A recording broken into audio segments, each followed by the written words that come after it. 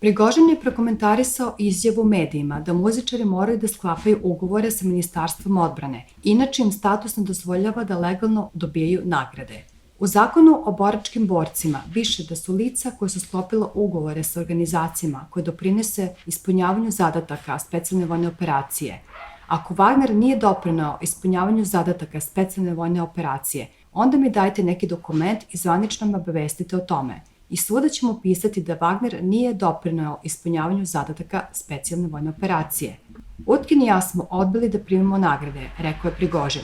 Lider Wagnera demantovao je medijima informaciju da mu je 20. juna prošle godine dodeljena zvezda Heroja Rusije. Zaista, 20. juna prošle godine izdata je uredba za zauzimanje Popasne. Ovo je zvezda, verujem da je dodeljena samo zahvaljujući herojstvu boraca Wagnera i onih boraca koji su nas iz Ministarstva odbrane podržavali tokom juriša na Popasnu. Već sam govorio o tome. O Bahmutu Utkin i ja smo odbili da primimo nagrade, jer verujemo da nas je domovina već dovoljno zapazila. U Sankt Peterburgu je održana regata u čast boraca Wagnera. 10 jahti i čamaca bljesnulo je na vodama Finskog zaliva uz piretsku zastavu Orkestar. Slava Wagneru, slava Rusiji.